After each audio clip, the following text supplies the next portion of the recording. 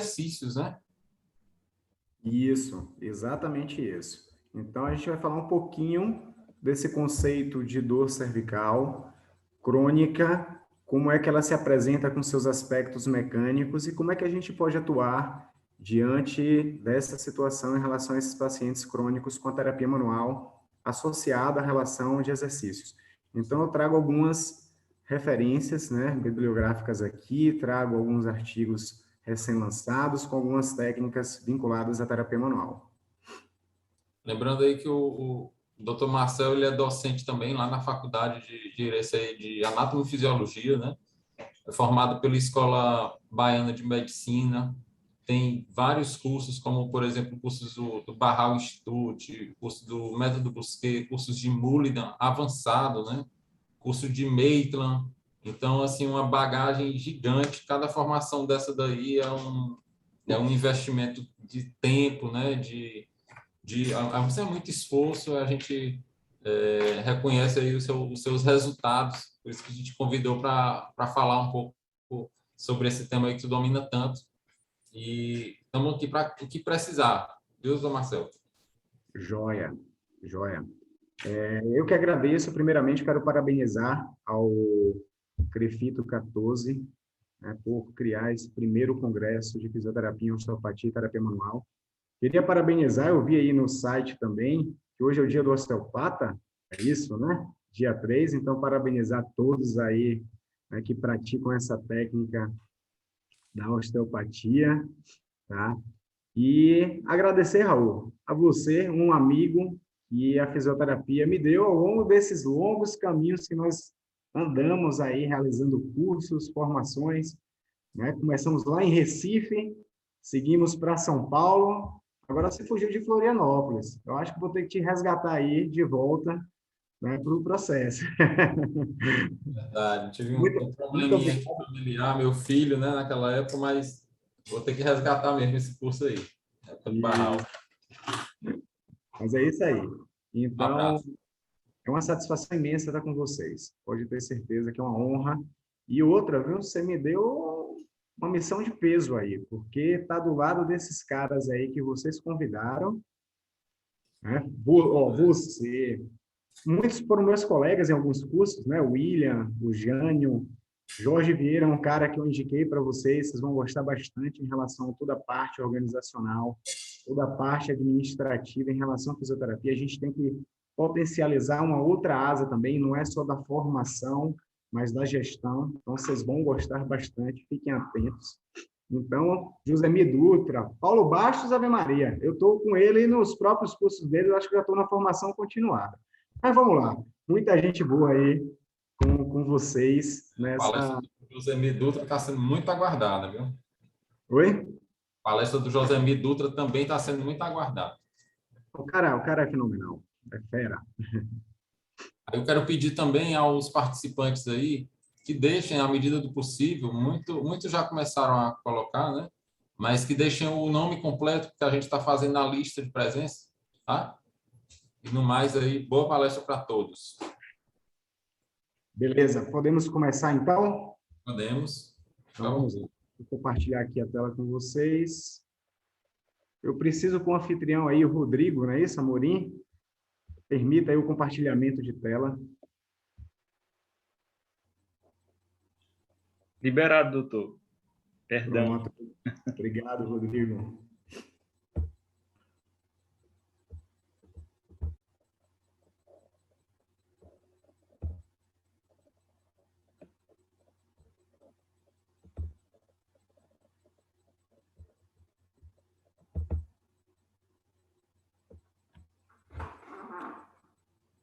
Todo mundo visualizando bem aí? Joia? Beleza. Então, como eu abordei logo no início, nós vamos falar sobre a questão da dor cervical mecânica crônica. Aí uma abordagem através da terapia manual e exercícios funcionais. Joia? O que a gente tem que ter em mente é que a dor cervical crônica ela vai ter componentes, além da dor, a questão mecânica associada. E a gente vai diferenciar um pouquinho essa relação da dor crônica, né, ao longo dessa palestra para a gente entender como isso vai se diferenciando em relação à dor crônica, que antigamente era considerada inespecífica, e a gente vai ver porque ela vai ser chamada agora de primária, e a dor cervical crônica secundária, tá? Então, a gente vai fazer essa divisão aí ao longo de nossa apresentação. Então, Raul já me apresentou, eu coloquei um pouquinho aqui do currículo exatamente para mostrar que durante toda a minha vida profissional eu direcionei, né, o meu caminho para a relação da terapia manual. Então, eu sou um fã incondicional da terapia manual, utilizo bastante dentro do meu consultório, mas nunca esquecendo de utilizar os exercícios funcionais como complemento para o processo de reabilitação destes pacientes. Então, a gente não deve desassociar, é minha opinião, e também vejo que a própria literatura mostra isso aí. Então, para começar a falar sobre dor crônica cervical inespecífica, primária, que é o nosso tema, eu preciso primeiro conceitualizar as questões de dor crônica. E aí, saiu em 2018 alguns artigos da Pine, tá, sobre dor crônica, e a dor crônica é considerada a causa mais frequente de procura de atendimentos médicos em todo o mundo. Apesar da gente ter um alto índice, uma alta taxa de mortalidade por doenças, né, como infarto agudo do miocárdio, como a questão das próprias doenças cardíacas, questões infecciosas, questões do próprio câncer, a gente tem a dor crônica como a maior fonte potencial de incapacidade humana. Então, isso é muito importante em relação ao nosso processo. E aí, um grupo de estudos de carga geral de doenças, que é o Global Burden Disease Study, né, eles fizeram uma pesquisa, um grupo com mais de 3.600 pesquisadores de 145 países. E olha só, eles fizeram uma pesquisa em 188 países, com a relação dos anos vividos com deficiência. E o que é que vocês acreditam que eles mais encontraram em relação a esse processo de anos vividos com deficiência? Alguém pode aí jogar no chat, poder sua opinião aí, em relação ao que esse grupo acabou encontrando, como as correlações de anos vividos com deficiência? Olha só, a gente tem uma relação elevadíssima, a primeira do ranking, que é a dor lombar crônica e os transtornos depressivos. Elas são as duas, vamos dizer assim, enfermidades que aparecem em primeiro lugar no ranking, nesse estudo que esse grupo de cargas gerais de doenças pesquisou nesses países, com anos de deficiência. Então, não é à toa que a gente percebe o tanto de estudos que vem acontecendo ao longo desse processo em relação à dor crônica e também aos transtornos depressivos. Quando a gente pensa na relação da dor cervical crônica, tá? Ela vai estar correlacionada também com outras doenças, como a relação da enxaqueca, osteoartrite, mas a dor cervical crônica, ela se encontra extremamente bem ranqueada hoje nesses estudos de anos vividos com deficiência. E nos últimos anos, ela vem se aproximando do topo do ranking. E hoje ela é considerada a 19ª enfermidade que mais afeta a população de uma forma geral, com anos vividos com deficiência. Então, a tendência, né, eles afirmam nesses estudos, é que eles vão se aproximar mais ainda dessas posições iniciais do ranking. Então, é importante a gente ficar atento à relação à dor cervical crônica. Joia? Tá dando para entender aí tudo direitinho? Tô rápido? Por favor, qualquer coisa, é só dar um ok aí, tá? Então, a dor crônica é uma das maiores fontes de incapacidade humana, tá? E ela atinge a população de uma forma global. E não à toa, a IASP, tá? Associação Internacional para o Estudo da Dor, promover uma força-tarefa junto com a Organização Mundial de Saúde para tentar codificar essa dor crônica e instituir ela no novo CID, que é o 11º CID, o 11º, né? Nós trabalhamos hoje com a relação do CID-10, então está vindo aí o CID-11, Código Internacional de Doenças, tá? Que foi iniciado agora em junho, né? Há 3 anos atrás, de 2018, e que se mantém hoje, né, no modo, vamos dizer assim, aberto para modificações e que se encerrará em 2020. Então, essa dor crônica entrará com um sistema de código nesse CID, de acordo com seu curso temporal, de acordo com a gravidade dessa dor, de acordo com as evidências, né, em relação às interferências nos fatores sociais e também nas interferências em relação aos fatores psicológicos. Nós vamos ver um pouco à frente a relação do prognóstico, como eles estão envolvidos, principalmente com essa relação dos fatores sociais e psicológicos na dor crônica, ok? E na dor crônica cervical, joia? Então, a proposta da IASP, que é a Organização Mundial de Saúde, é transformar essa dor crônica como um código PAI, ok? Deixa eu só tirar aqui, um código PAI, para poder, a partir daí, criar seus subtipos de código. Deixa eu só tirar aqui, tá?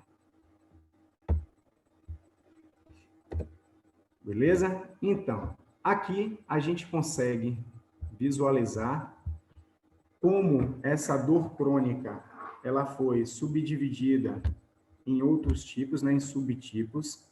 E a gente vê aqui ao lado essa dor crônica primária, do lado esquerdo, né, dessa tabela, onde ela vai ter também seus subtipos, como a dor crônica generalizada, os complexos de síndrome regionais, as enxaquecas crônicas primárias e orofaciais que estão correlacionadas com a ATM.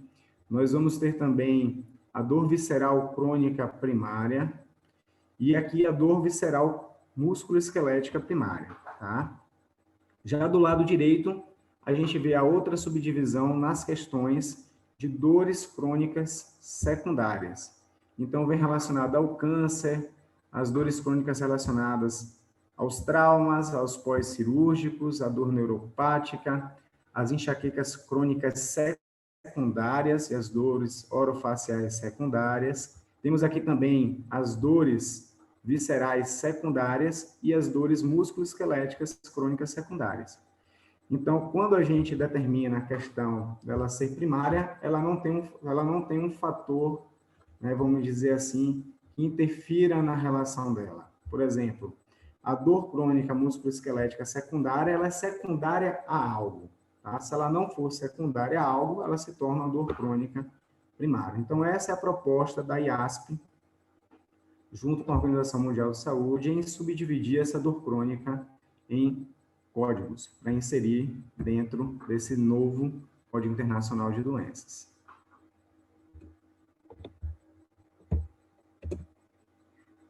Tá? E o que a IASP e a Organização Mundial de Saúde definiram como dor crônica primária? Por que a gente vai falar sobre dor crônica primária? Porque a gente vai falar exatamente da dor cervical crônica, inespecífica, ou primária, né? Como ela vai passar a ser chamada.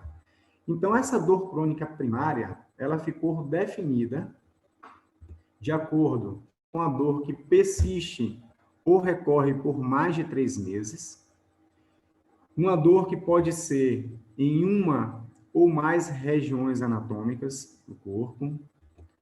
Ela está associada a um sofrimento emocional, ela vai estar associado, e também uma deficiência funcional significativa. O que é que isso quer dizer?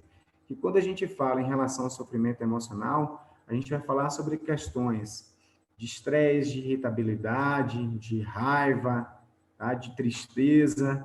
E quando a gente fala que está associada a deficiência funcional significativa, nós estamos falando em relação às questões do sono, as interferências em relação ao sono, as interferências em relação as atividades em relação ao trabalho, em relação à própria vida social.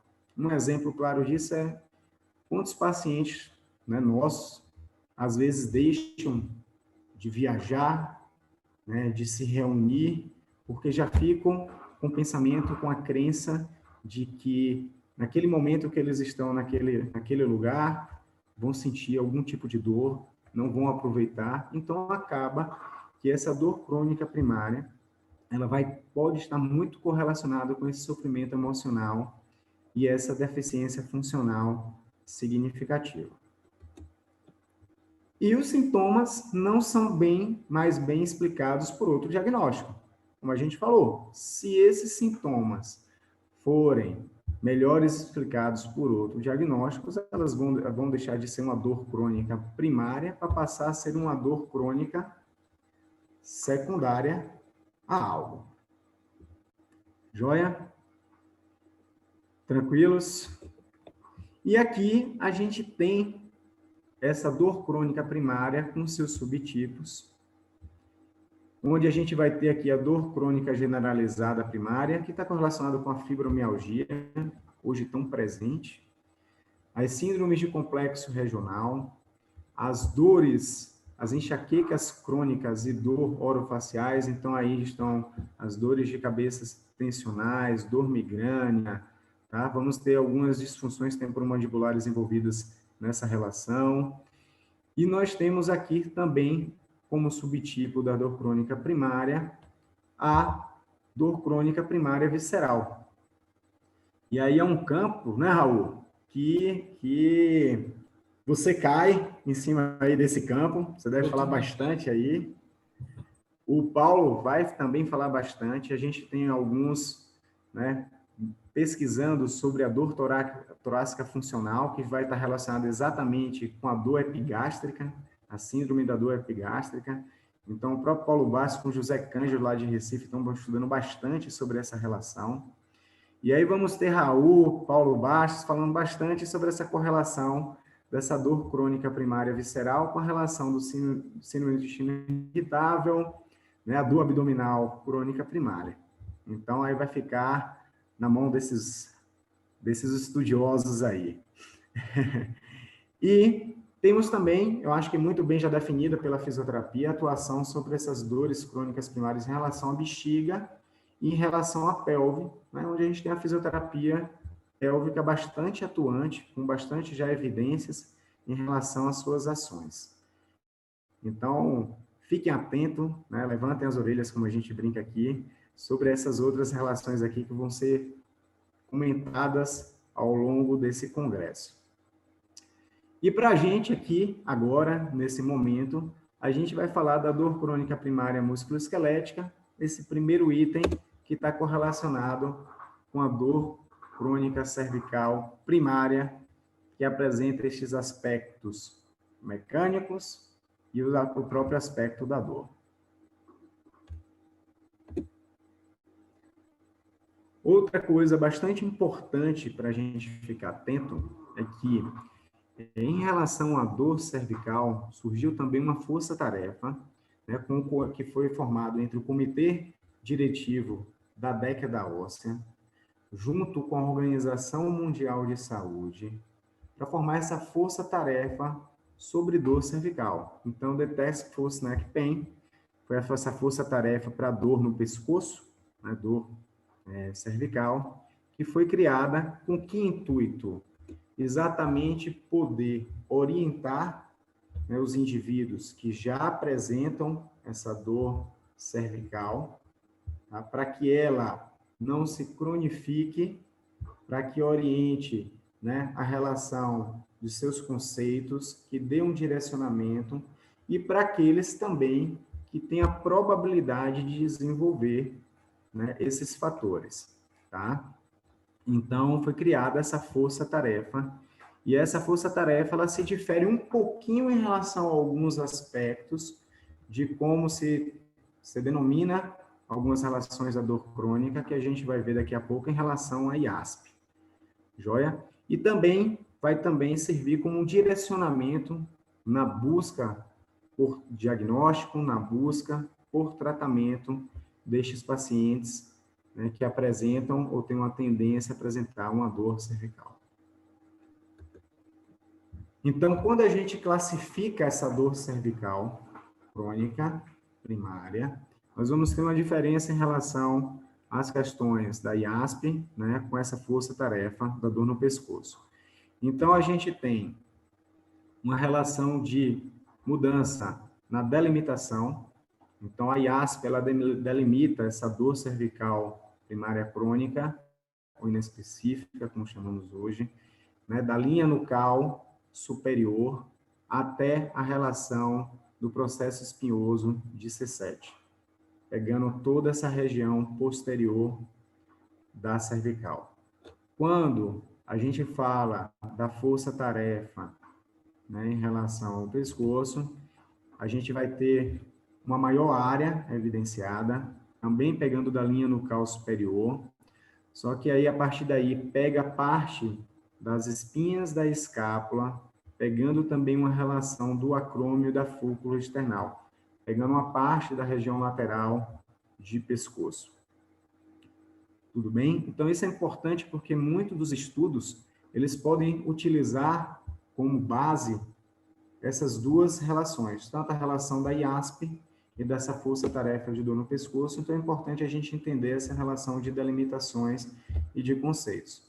A outra relação é que, enquanto a IASP denomina a dor cervical, pode denominar como aguda, a força-tarefa, ela determina como transitória. Então, é aquela dor que se permanece por, no máximo, 7 dias.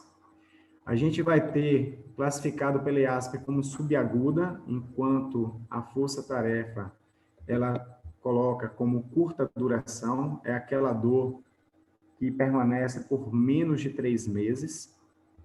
E a IASP define como crônica, enquanto que a força-tarefa determina como longa duração, que é acima dos 3 meses. Então, a relação temporal ela é mantida. O que muda só a relação do nome em relação a esse tempo.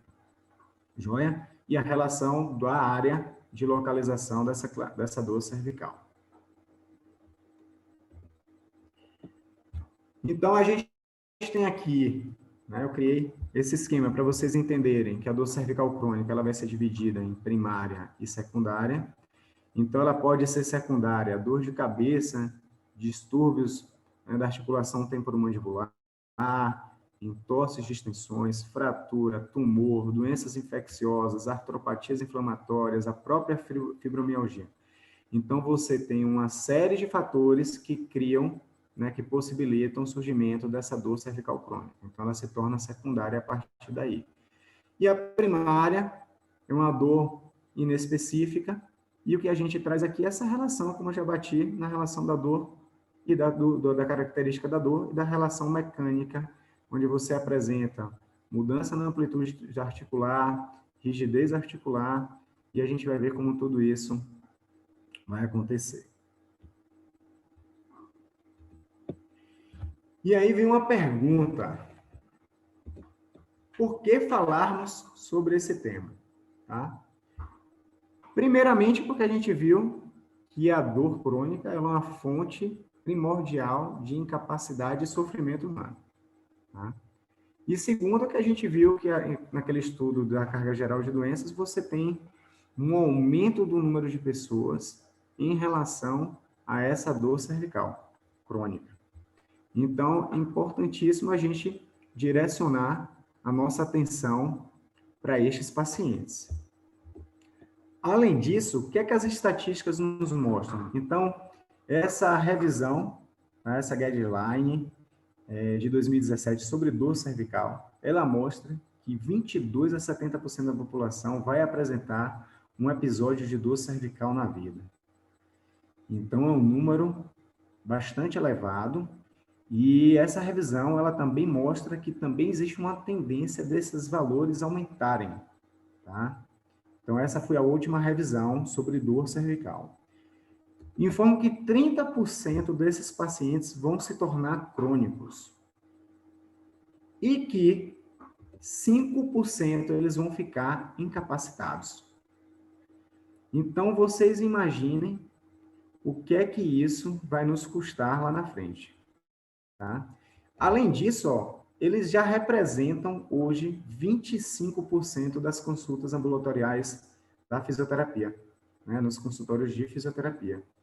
Então, um número elevado de pessoas. Então, isso vai gerar um custo elevado para a saúde em termos de consultas médicas, em termos da própria fisioterapia, como a gente está vendo, com a relação medicamentosa, com a relação de exames complementares. Então, isso vai levar o ônus em relação, né, a estas questões da dor cervical.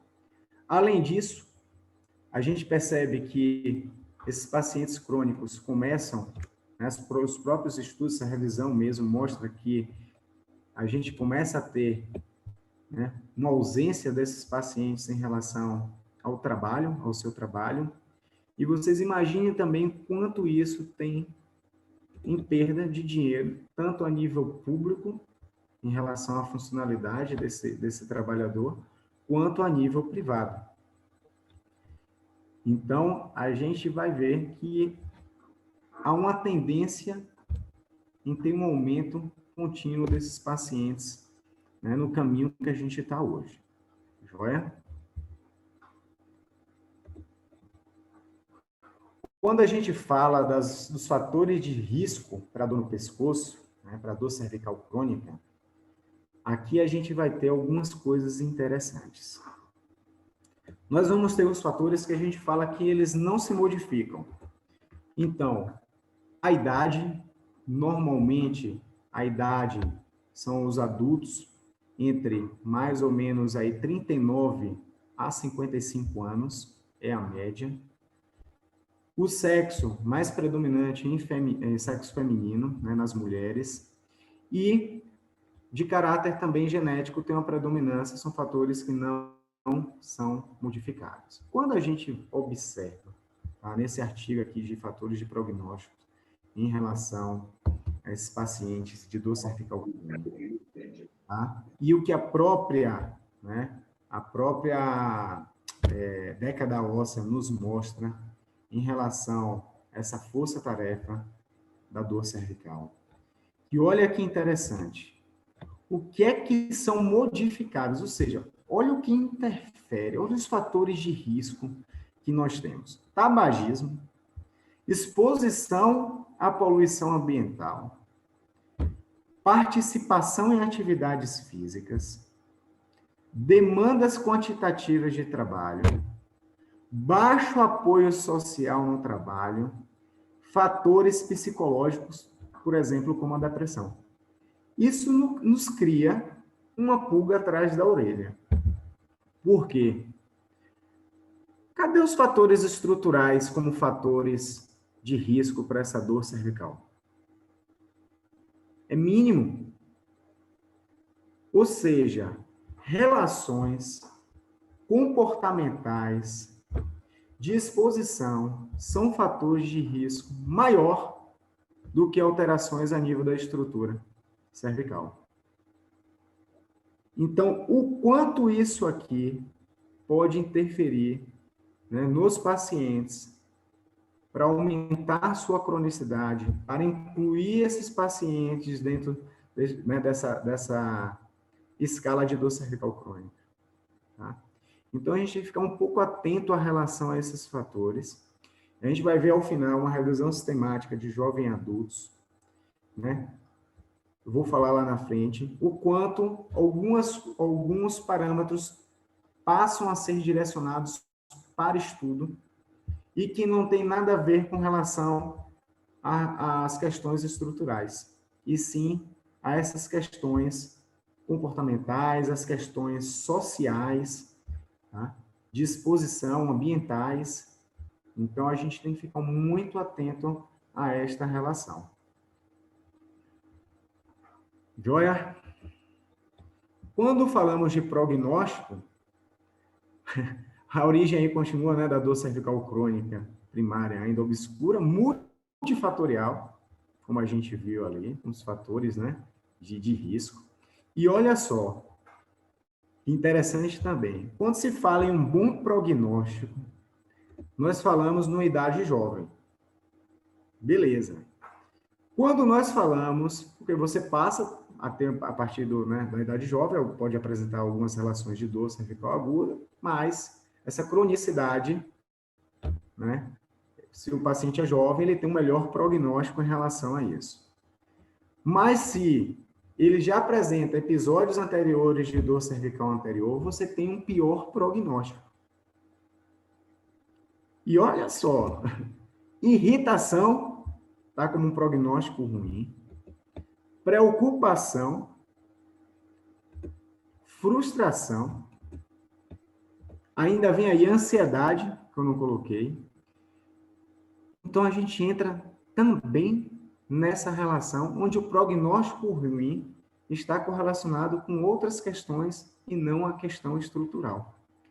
Quando a gente volta ali para a relação de um bom prognóstico, a gente vai ter a idade jovem, o otimismo, a autoconfiança e menor necessidade de socialização. Ou seja, uma maior necessidade de socialização é um prognóstico ruim.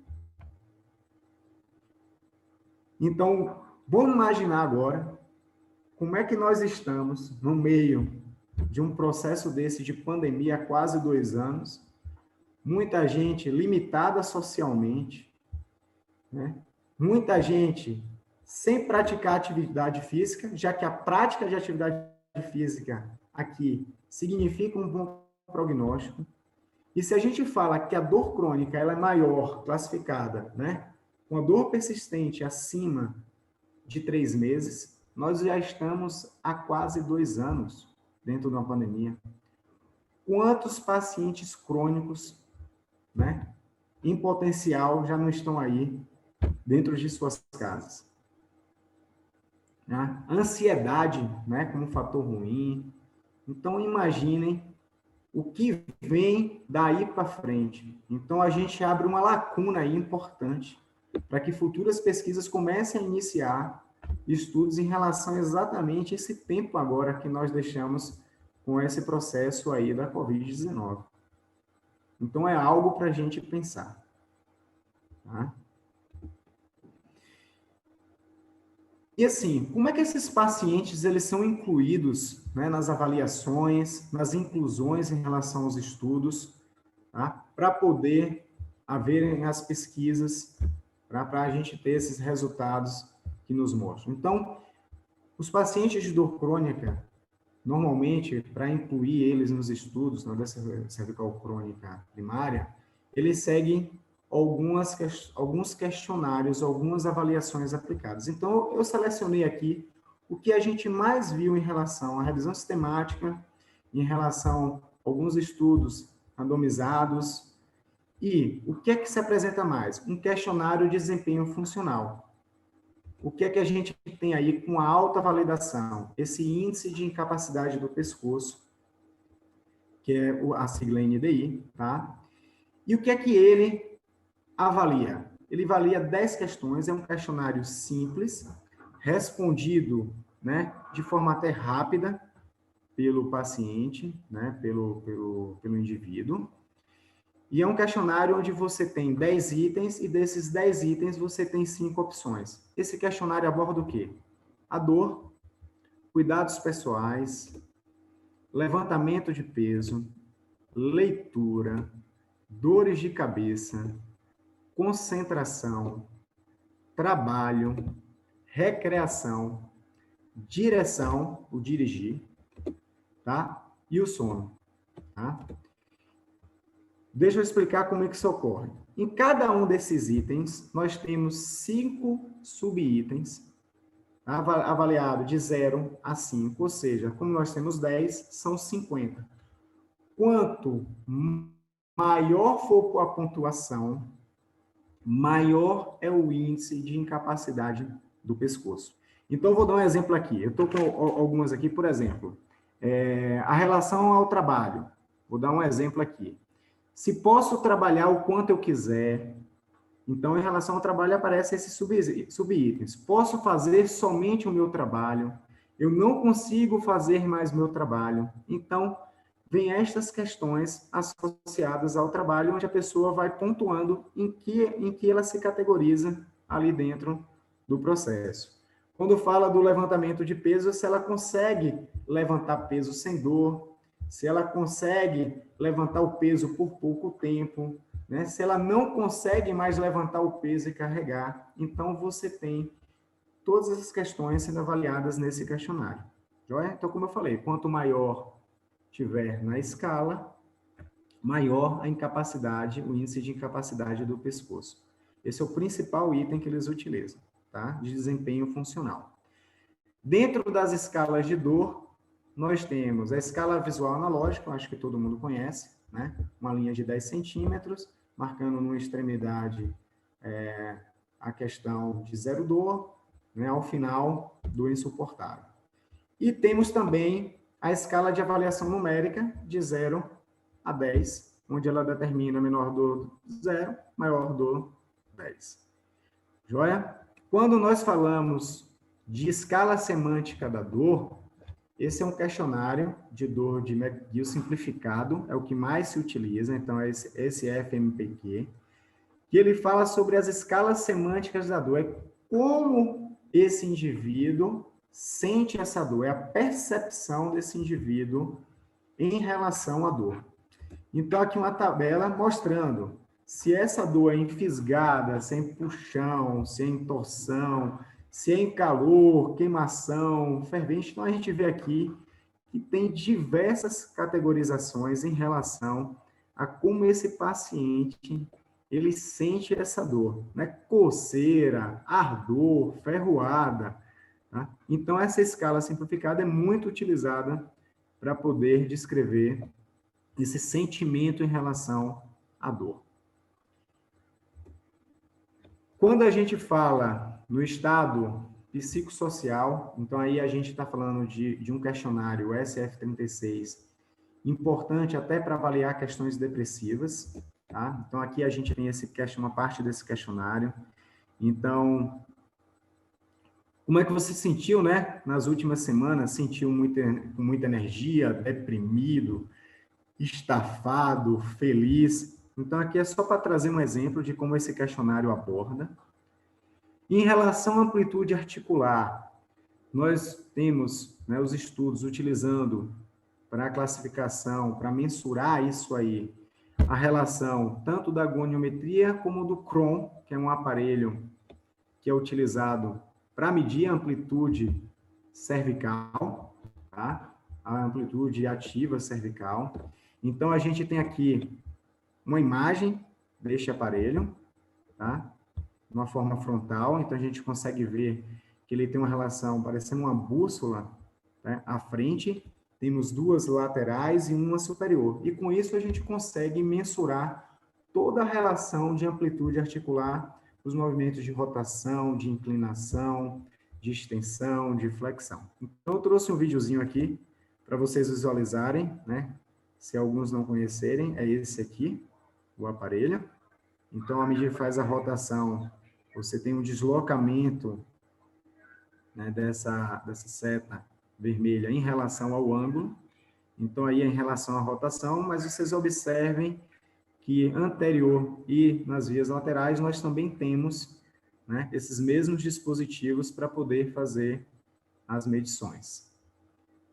Joia? Então, nós temos também a questão da avaliação de força, resistência e coordenação muscular através de visualização, através da relação do toque manual. E temos também a relação desses pontos sensíveis, né, de palpação. Então, o limiar de dor de pressão, que eles consideram esse PPT, que é que nós utilizamos, eles utilizam exatamente o algômetro, né, de pressão. Então, na maior parte dos estudos, na maior parte, né, dessas revisões sistemáticas, né, dessas questões, desses ensaios clínicos randomizados, essas são as principais referências de estudo em relação a esses pacientes para mensuração antes e após intervenções. Joia? Então, em relação à intervenção na dor cervical crônica, né? O que utilizaríamos em relação à dor cervical crônica? Então, temos que utilizar ferramentas que possam trazer qualidade de vida para o paciente. Tá? Então, dentro disso, a gente tem que abordar a relação da redução do quadro de dor desses pacientes. Temos que abordar a relação da movimentação, da amplitude articular de movimento. Abordar controle motor, isso é fundamental. Um trabalho de funcionalidade em relação ao controle motor, ele é primordial em relação à intervenção na dor crônica cervical. Tá? Ele é mais importante até do que a relação de ganho de força. Então, os estudos vão mostrando que o controle motor é primordial em relação à força. E tudo isso para quê? Para melhorar a capacidade funcional do paciente. Né? E o que é que os estudos nos mostram? Exatamente que a terapia manual, através de técnicas de mobilização e manipulação, são fundamentais para a recuperação destes pacientes, para o ganho, e a utilização de exercícios funcionais, que correlacionam também com a relação de controle motor. A gente não vai ter como separar as duas coisas. Então, existe uma importância imensa da utilização dessa terapia manual, a gente vai ver alguns estudos com a relação dos exercícios, tá? Com a relação do controle motor. A terapia manual, a gente vai ter uma abordagem com diferentes técnicas que vão desde, né, a relação tecidual, a mobilização de tecido, com uma relação também de manipulação, mobilização articular e de tração. Tá? Particularmente na minha vida clínica, né, ao longo desse tempo, eu utilizo bastante, a gente tem uma gama grande de pacientes com dor cervical crônica, esses pacientes com dor, né, com mais de 3 meses, e inespecífica, não delimitando exatamente a origem dessa causa. E o que eu utilizo bastante, e a gente tem aqui, né, um resultado satisfatório, é a relação da terapia manual, e eu utilizo a relação do Mulligan, primeiramente, e a relação do Maitland. Eu gosto mais das técnicas do Mulligan, porque eu acho que elas apresentam uma funcionalidade maior em relação ao paciente, porque você tem técnicas ativas. Então, as técnicas do Mulligan, você tem os NEGs, que a gente chama, que são técnicas de deslizamento apofisário natural. Então, você tem técnicas de oscilação, normalmente 3 oscilações por segundo sobre a vértebra, sempre colocando o posicionamento da mão em relação ao ângulo, né, articular do segmento vertebral, no caso cervical 45 graus. Gosto bastante de utilizar também os SNEGs, que são deslizamentos apofisários naturais mantidos. E aí a gente entra numa gama de funcionalidade desse paciente, ou seja, o paciente ele se move, a gente acompanha o movimento, tá? Em relação à ação, para o ganho, no caso da amplitude, para o ganho de dor desse paciente, né? Para melhorar esse quadro de dor do paciente. E o bom dessa técnica, na minha opinião, é porque a gente utiliza de uma forma onde o paciente ele não tenha que sentir dor durante a aplicação da técnica, ou simplesmente um leve desconforto, tá? Então, a técnica que serve até para testar o grau de irritabilidade do tecido ali em volta. Joia? Utilizo as técnicas do Maitland com a menor intensidade nesses pacientes, mas que me dão também resultados satisfatórios quando a gente aplica, tá? Mas uma coisa a gente não pode deixar, né, passar, que é exatamente a gente fazer esse trabalho de controle motor com esse paciente e fazer uma educação para que esse paciente continue essa relação em casa. Joia? Então, aqui só para quem não conhece a técnica do Mulligan, tá? Aqui é uma técnica dos NEGs, então o paciente normalmente já está numa posição de funcionalidade, ou sentado, ou em pé. Então, a gente utiliza aquilo que for menos desconfortável e que tiver uma ação melhor, né, diante do paciente. Às vezes eu começo o paciente sentado, percebo que não tem uma boa uma boa resposta, eu levanto o paciente, coloco ele em outras posições, mas o mais importante é que a gente consiga atingir o nosso objetivo com a técnica. Então, tem a técnica dos SNAGs e tem a técnica do SNAG, onde você acompanha, como eu falei, a relação da movimentação do paciente. Para a educação, a questão do Mulligan, ele também tem algumas técnicas para cervical legais, boas de utilizarem, fáceis, onde o paciente simplesmente, com uma toalha ou com uma faixa, consegue fazer em casa, né, para que ele se mantenha nesse processo de recuperação. Então, aqui a gente tem os altos snags, onde ele realiza os movimentos acompanhando, posicionando, tá, esse tecido, no caso aí, sobre aquela vértebra que ele quer mobilizar. Joia? E aqui são exemplos de técnicas do Maitland, onde você tem diversos graus de mobilização, sendo a última a manipulação, tá? Mas, normalmente, a que a gente mais utiliza aí é o grau 3, onde a gente chega na resistência, passa um pouquinho, o grau 4, tá? Mas, voltando, a gente não pode ficar direcionado só para um caminho. A gente tem que agregar, tá? Então, as questões da terapia manual, junto com a questão dos exercícios, do controle motor, são fundamentais para a questão da melhora desses pacientes com quadro de dor cervical crônica. Então, aqui são alguns estudos, tá? Aqui um pouco mais abaixo, tá? Esse estudo aqui abaixo, foi a comparação com a relação da rigidez articular, tá, dos pacientes com dor cervical crônica, onde eles conseguiram instituir uma célula de carga e uma célula de deslocamento, escolheram o nível C7, mais ou menos, para poder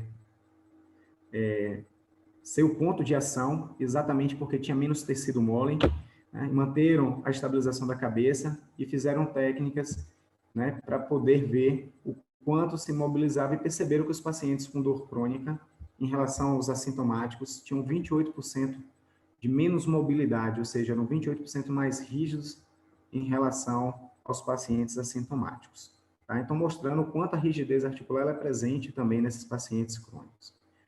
Nesse outro artigo, aqui, a comparação, eles compararam um treinamento proprioceptivo cervical com a relação de um treinamento de flexão crânio-cervical.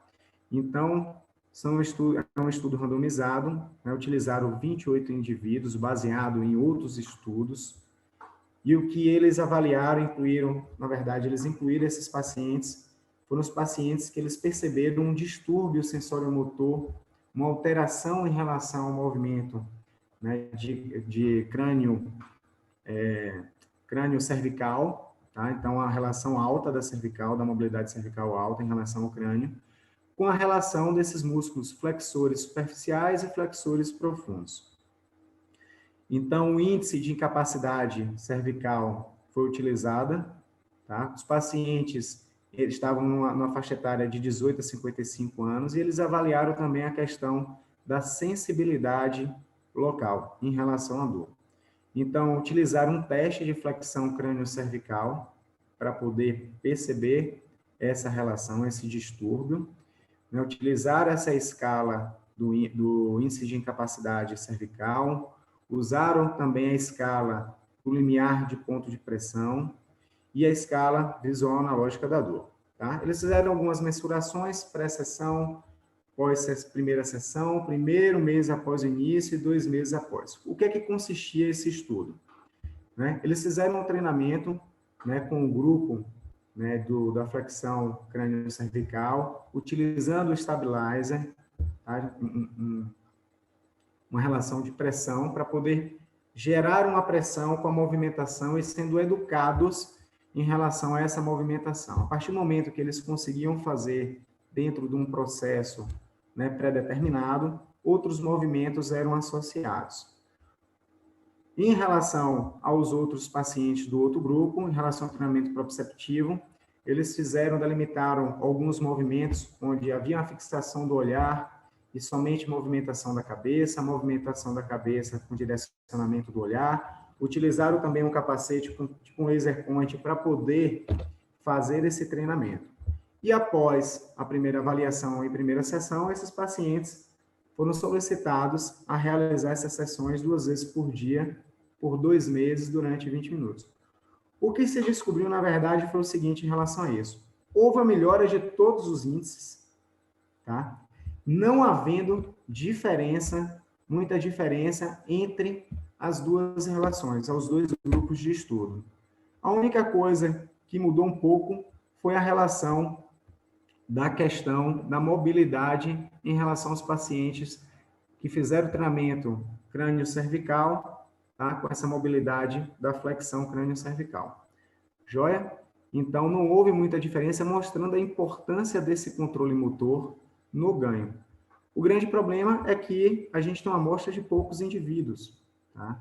Então, esse é um grande problema que a gente vai ver em relação a muitos ensaios clínicos randomizados. E por pouco tempo, a gente não consegue ter uma relação. Eles, após 2 meses, teve um ganho. A gente não consegue ver isso após, né, um tempo maior. E se a gente pensa nos pacientes em relação à dor crônica, onde a gente fala com dor persistente há mais de 3 meses, eles deveriam estar englobados aí por mais tempo, né? Pelo menos é o que eu opino em relação a esse processo aí. Joia?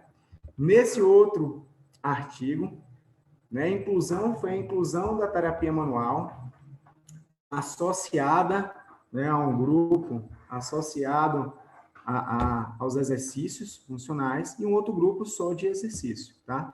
Então, eles utilizaram, né, a avaliação durante um primeiro momento e logo após a primeira interferência, então, que durou 4 semanas.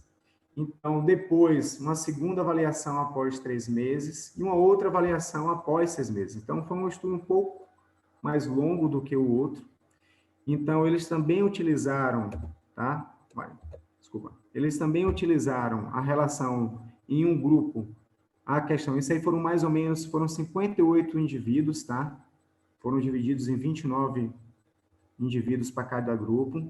Em um grupo, eles fizeram também o treinamento com o stabilizer em relação à movimentação da flexão, tá? Cervical. Depois, como vocês podem observar aqui na imagem à esquerda, a relação da extensão, das inclinações, das rotações.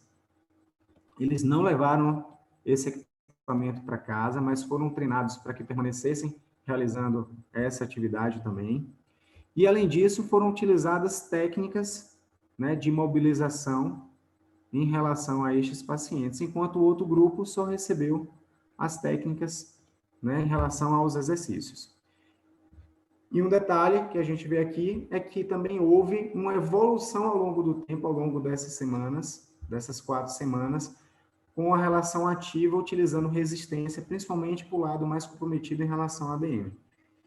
E o que se observou foi o seguinte, que a terapia manual, mais os exercícios que foram passados, ela tem um melhor resultado do que somente para o grupo de exercícios, tá? E a gente teve uma melhora de todos os índices em relação à ADM, ao índice de deficiência no pescoço, intensidade de dor, tá? E os limiares de pressão. Nesse outro estudo, comparar as técnicas de Mulligan, que seria a técnica dos NEGs, aquele deslizamento apofisário mantido, tá? Natural mantido, ou seja, existia movimentação ativa do paciente, a gente está vendo aqui em uma das imagens da figura 1, associada a exercícios ativos, isometrias mais compressas quentes. Foi um grupo de 50 indivíduos, subdivididos em 2 grupos, e o outro grupo de Maitland, com deslizamento posterior anterior, tá? Da vértebras cervicais, e também utilizaram exercícios ativos, isometria mais compressas quentes. Uma fisioterapia, vamos dizer assim, convencional, tá? E o que se observou foi também uma melhora desses índices em relação à deficiência, em relação à amplitude e à avaliação desses pacientes em relação à sua dor. A única coisa que saiu, né, de um pouco em relação uma técnica com o outro, é que eles viram que os pacientes que utilizaram o Maitland, né, que receberam o Maitland como técnica, perpetuou uma melhora por mais tempo nesse estudo, tá? condizendo com estudos comparativos em relação ao que eles fizeram. Okay? Já aqui, mostrando os efeitos na mobilização articular, né, da técnica Mulligan, é uma revisão sistemática entre 2015 e 2020. Tá? 4 estudos de 63 acabaram sendo selecionados, então foi um baixo índice em relação aos estudos.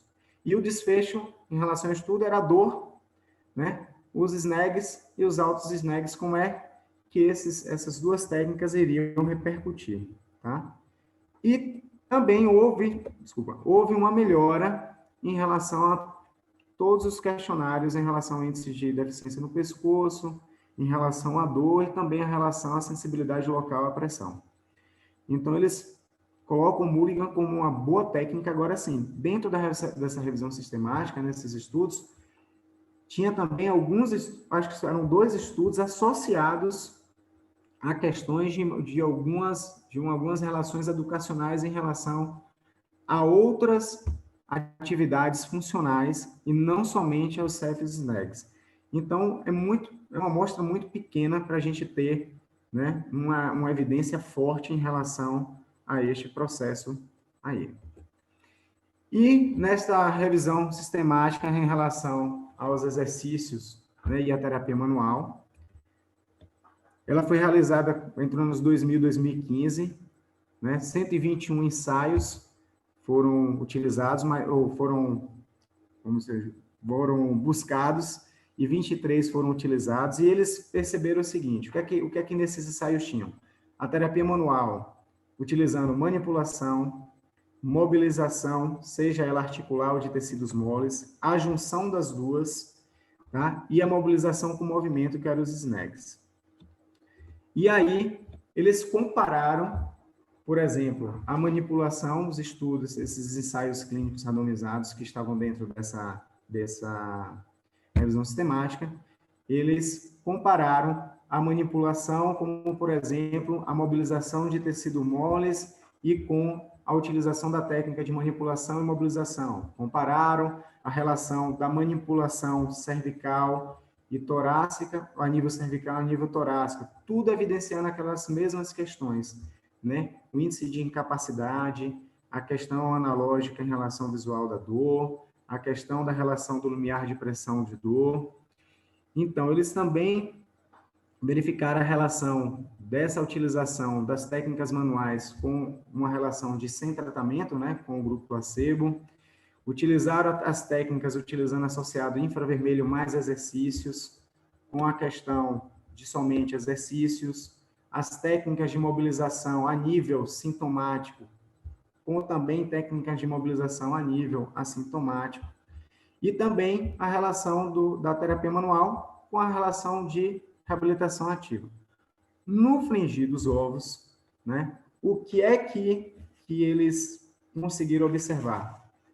Que as técnicas manuais, dentro desses ensaios clínicos, associados à questão dos exercícios, elas têm uma probabilidade em relação à dor, em relação à amplitude articular, de haver uma grande melhora.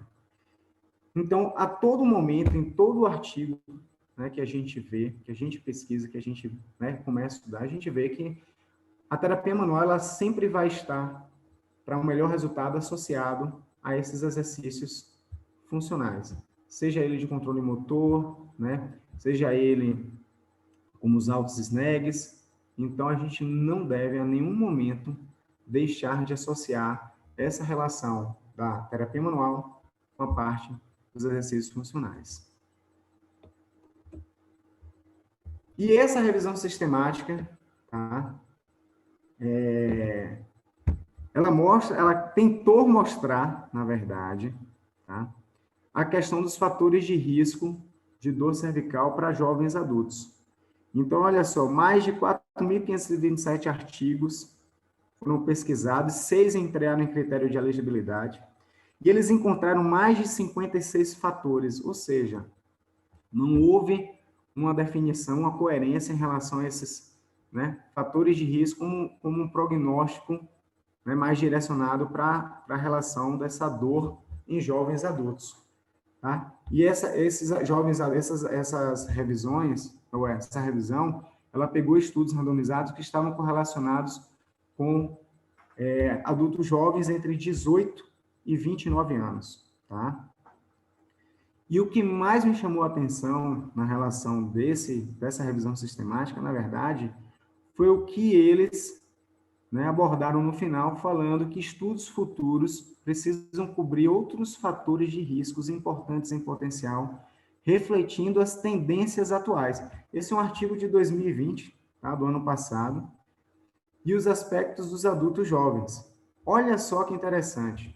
Então, eles acreditam que relação também do comportamento, como a gente tinha dito anteriormente, solidão, insegurança alimentar, hábitos digitais, relações sociais com amizade, elas devem ser inclusas nesses estudos quando se fala de jovens adultos. O que me dá no final de tudo isso, as minhas conclusões, é que a dor cervical crônica é um universo ainda a ser explorado. A gente não sabe ainda muita coisa sobre, e que nós estamos aí para serem, né, vamos dizer assim, nós somos as pessoas para direcionar esse caminho da pesquisa, né, para que a gente possa, de uma certa forma, ajudar, trazer esse paciente de dor crônica para a sua funcionalidade, para o seu dia a dia. E aqui, pessoal, vai finalizando mesmo, tá? Essa aqui é onde eu me escondo, aqui é a clínica onde eu me escondo, tá? Então, eu trouxe para vocês. Apesar de estarmos no interior, nós temos uma estrutura bacana, uma estrutura legal, tá? E quem quiser seguir a gente, tá aí, tá? O Instagram da Fisiocentro Esporte Irecê, que é a nossa clínica, o meu Instagram e tá aí meu e-mail para quem quiser tirar um print aí, nos seguir, tira um print aí que e responderemos, falaremos com todos, aceitaremos todos, tá? E eu gostaria de agradecer, finalizando com a imagem aqui de minha cidade, Irecê, que eu não poderia deixar, senão ao sair daqui, eu tomo uma surra, tá? Mas não, tenho muito orgulho de ser daqui, e apesar de estar no interior, como a gente falou, a gente cria todas as possibilidades para poder viajar, ir para onde for, para tentar buscar conhecimento, para poder trazer esse conhecimento para dentro da clínica, para poder passar esse conhecimento, né, pensando sempre na questão de nossos pacientes. E é isso aí, eu não sei se eu fui rápido, né? Se foi muita coisa, mas tentei, né, fazer essa conjuntura em relação à dor cervical crônica e espero que sirva de alguma forma para as questões clínicas de vocês, para criar, despertar interrogações, né, para buscar novas informações. É isso aí. Perfeito, doutor Marcelo. Não é assim mesmo. Informação é muita, mas uma palestra de uma qualidade desse nível de informação, isso aí merecia um curso extensivo, né? É muita informação, mas os alunos conseguiram pegar aí o gancho. Acredito que quando eu convidei, a gente fez esse time, né, de palestrantes, eu queria era que o nível de evidência fosse alto mesmo, porque eu acho que a fisioterapia ela está precisando muito disso, dessa qualidade de evidências científicas, né? Normalmente os ensaios, eles, principalmente da terapia manual, eles são feitos de uma forma assim um pouco descuidada com relação à metodologia, né? E a gente tem que trazer isso para ver se estimula mais as pessoas a pesquisar sobre a terapia manual, porque da mesma forma que eu acredito na terapia manual, eu também acredito muito, né? Uso muito. Hoje a gente já é nível de evidência C, que é um nível muito bom de evidência, né? Tem várias manobras já evidenciadas. A osteopatia em si também ela já é evidenciada a partir de 6 sessões. Tem alguns guidelines que saíram. E a gente fica achando que se a gente, Marcel, que penou tanto, está nesse nível, passando esse tipo de aula para uma galera que está assistindo assim tão nova, imagina de onde é que eles vão partir, né? Fica achando assim, o que é que esse pessoal vai fazer? O que é que esse pessoal vai inventar? Porque a gente precisa de novas formas para aferir os benefícios da terapia manual. A gente precisa de novas metodologias, de pesquisadores mais eficazes, né? E eu acho que isso aí só estimula, né? Palestra riquíssima, riquíssima, brilhante. Quero te agradecer muito aí, né? Eu espero que todo mundo aqui parabenizando, né? Tem muita palma, muito, né? Mônica, Adriana, Krisna, Beatriz, todo mundo teve uma dúvida até da Neide, ela mandou, acho que ainda nos primeiros slides, ela disse, então, o transtorno leva o paciente ao repouso forçado, levando assim o paciente a desenvolver uma dor crônica pelas alterações que o repouso leva. E perguntou se faz sentido, né? Que o repouso vai agravar ainda mais a lesão dos pacientes, como a gente já sabe, né? Vai levar a atrofia, vai levar enrijecimento dos tecidos. É o que mais as evidências mostram, né? A gente vê muito isso, que está bastante batido até na relação da dor lombar, né, primária, né, específica, que a gente chamava, né? E a gente vê aqui, né? Você vê que toda relação é em relação à mobilidade, então atividades físicas em relação a prognósticos. E aí, quando você junta essa relação de mobilidade e ainda com alterações comportamentais, aí vira um grande núcleo para desenvolver, né, esse tipo de dores. Exato. Então, em vez da imobilidade, da hipomobilidade, que é induzida por alguns profissionais de antigamente, em vez de trazer um benefício, a gente sabe que, na maioria das vezes, só traz malefício, né? Na verdade, a imobilidade ela só é indicada, por exemplo, em um dos casos de dor lombar, que é causada por uma hérnia extrusa, e só nas primeiras, né, naqueles primeiros momentos. No resto de todos os tipos de dor lombar, atividade física, ela tem um nível de evidência absurdo, né? Chega a ser até absurdo. A atividade física para dor lombar, né, tem um nível de evidência, e ainda tem muita gente que faz o contrário. Então, assim, acho que um evento desse só tem a enriquecer, a aumentar o nível da fisioterapia, né? É uma palestra que está aberta aí para o Brasil inteiro. A gente vai postar também no YouTube, vou conversar com o Rodrigo acerca disso aí, tem um monte de ideia para a gente levar mais esse conhecimento aí e essa palestra para todo mundo que precisa ver, tá?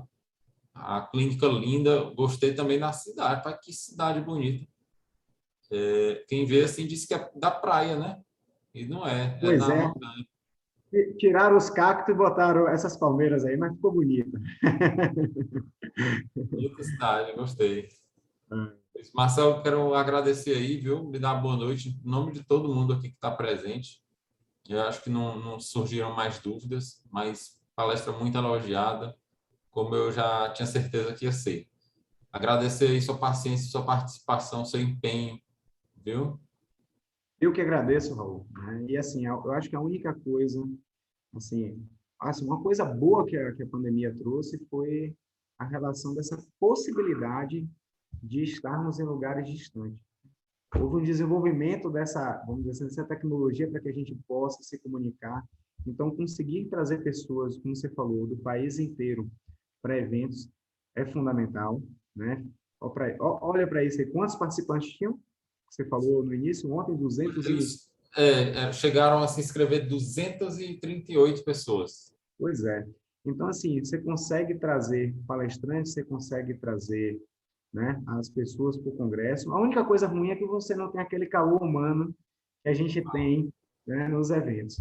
Mas, assim, só quero agradecer muito o convite, né? Você é um cara que você sabe que sou um fã seu, a gente conversa muito, né, nos cursos, e sei o quanto você, né, e sabendo que você está aí também em uma das cadeiras da osteopatia do Crefito, né, almeja o crescimento da fisioterapia, né, em todos os seus âmbitos, em todas as suas técnicas, em todos os seus direcionamentos.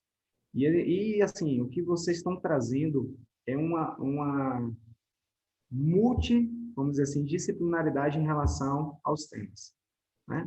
Questões gastrointestinais, questões de radiculopatia, questão de escoliose. Então, vocês estão englobando, né, uma série de coisas que a gente vê no dia a dia dentro de nossos consultórios. Então, é fundamental.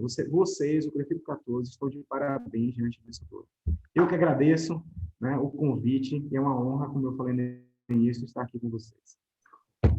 A gente vê, é o que a gente encontra cada dia mais no consultório, né, Marcelo? Agradecer, o Rodrigo é um cara super cabeça aberta, tá ligado também nisso aí tudo, tá muito antenado. E agradecer demais aí a presidência e o pessoal da administração lá, que parece que eles se falam assim até com transmissão de pensamento, é uma coisa incrível. E olha aí, parece que o outro já está pensando, já está fazendo. Eu gosto demais disso aí. É muito interessante. E assim, essa questão de quebrar barreiras aí por causa da transmissão ao vivo é fantástica, né? Fantástico. A gente traz um evento desse, beneficente, graças ao Rodrigo, a gente já tinha arrecadado quase 5 toneladas de alimento com esses eventos, Nossa, né? parabéns, parabéns. A palestra ela é aberta, mas a pessoa, se quiser o certificado, depois, inclusive, eu vou entrar em contato contigo para te passar o teu certificado de palestrante. A pessoa, se quiser o certificado, doa uma cesta básica, que, assim, mesmo que a pessoa não queira o certificado, acho que vale muito a pena, né? Porque está ajudando tanta gente e tá vendo o nível de evidência, o nível da qualidade de uma palestra dessas. Então, muito Eu só grato aí para... recebo o certificado se eu doar também. Depois você me passa o Pix e eu transfiro. E você se Tá vira aí. certo. Pronto, combinado. Combinado. Pois boa noite aí, pessoal. Amanhã, às 20 horas, vamos estar aí com o Dr. Eberton Liccar, aquele currículo absurdo, invejável, falando sobre termografia, trazendo também um nível de evidências absurdos. Conversei com ele um pouquinho hoje aí. Amanhã a palestra vai ser boa também, falando aí sobre mais uma ferramenta, né, de fisioterapeuta. E ele vai falar dos específicos aí da osteopatia, um trabalho, inclusive, que ele desenvolveu no DO dele. Então, aguardo todo mundo aí amanhã, termografia na osteopatia, aqui no Congresso, tá bom? Boa noite aí, pessoal. Agradeço aí a presença de todos e até amanhã. Boa Tchau, noite. tchau. Boa noite.